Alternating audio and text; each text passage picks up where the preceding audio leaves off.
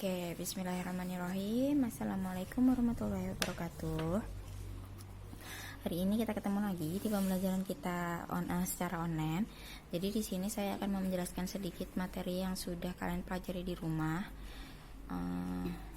Kemarin kalian sudah mempelajari apa itu graf bagian. Di sini ada HG, kemudian H1, H2, H3. Nah, di sini ada keterangannya bahwa graf bagian dari graf G atau cara menulisnya seperti ini itu disebut graf bagian rentang. Nah, graf bagian rentang ini bagaimana sebuah graf bisa dikatakan graf bagian rentang? Yang pertama adalah misalkan kita punya G, sebuah graf. Kemudian H1 ini dia dikatakan H1 adalah graf bagian dari G, ya. Hanya graf bagian saja. Kenapa? Karena di sini kita lihat ya, titik W ini tidak ada di sini. Kemudian H2 disebut bahwa graf bagian rentang dari G.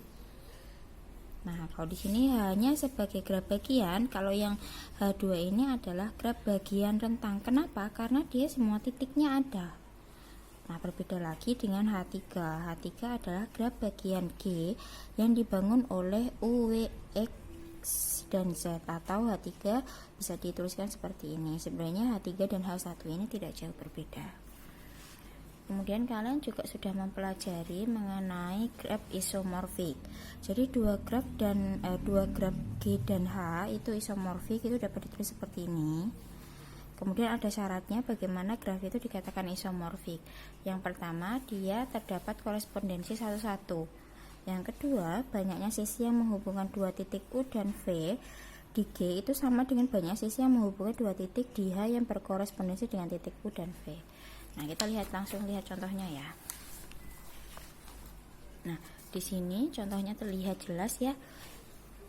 Dilihat saja kita sudah bisa membedakan. Untuk yang di G1 ini titiknya ini ada berapa? 1 2 3 4 5 6. Di sini ada 1 2 3 4 5 6.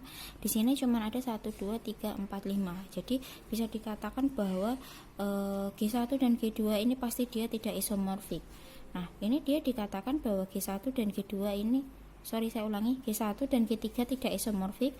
G1 dan G2 ini dikatakan isomorfik. Kenapa? Secara singkatnya, kalau kita mau tahu ini G1, G2 ini isomorfik atau tidak, lihat saja yang paling berhubungan itu yang mana. Di sini kan ada F dan C. Berarti yang berhubungan di sini berarti kita bisa tuliskan bahwa U ini adalah F, yang R ini adalah C. Nah, kita lihat U adalah F, benar. C adalah R, C adalah R. Nah, yang lainnya nanti akan mengikuti. Nah, kalau sudah dari sini kita lihat ini ya, yang dekat dengan yang sudah ada hurufnya di sini adalah F. F ini dia berhubungan dengan E dan B. Jadi bisa kita katakan bahwa S-nya ini B atau E. Jadi kita bisa tulis di sini B, S-nya itu adalah B, P-nya itu adalah E. Atau kalau misal dibalik, coba nanti kita kita lihat apakah bisa. Coba ya, kita balik ya. Ini misalkan S-nya tadi adalah E, yang di sini adalah B. Kemudian B ini berhubungan dengan A, artinya di sini A, di sini E. Bisa juga. Kemudian B ini berhubungan dengan C, B berhubungan dengan C. Loh, salah, nggak bisa. Artinya berarti ini tadi kita terbalik ya. Berarti di sini adalah E, di sini adalah B. B berhubungan dengan C, kemudian C berhubungan dengan D. Nah, berarti G1 dan G2 ini dikatakan isomorfik. Terus kemudian kemarin ada yang bertanya bagaimana sih cara membedakan jalan, jejak dan lain sebagaimana. Di sini sudah saya coret-coret sebelumnya ya. Nah, jalan ini atau walk di graf G adalah sebuah barisan berhingga atau tak kosong dimulai dari V0, E1, V1, E2, dan seterusnya.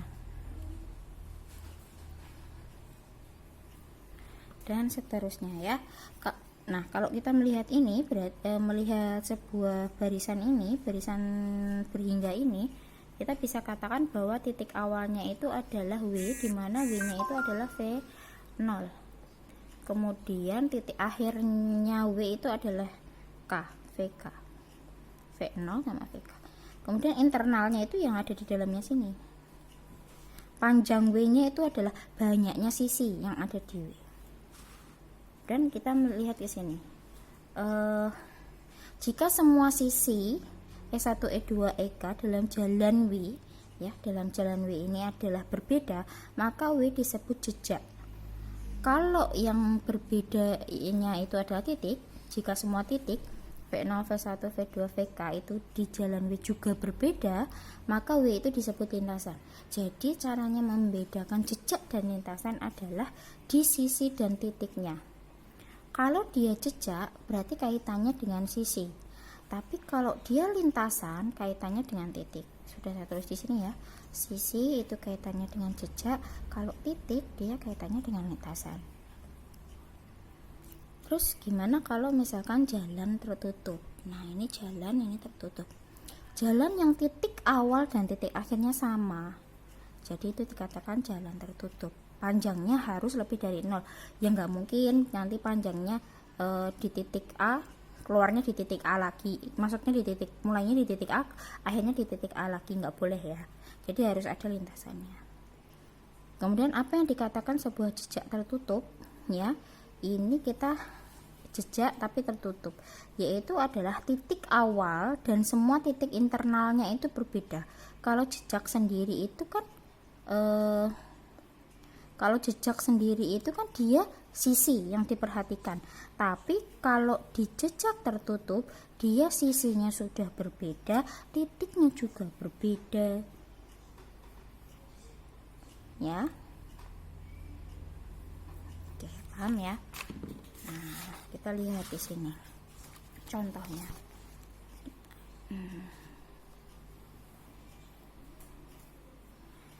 Nah, di sini ada keterangan lagi bahwa banyaknya sisi dalam suatu sikel.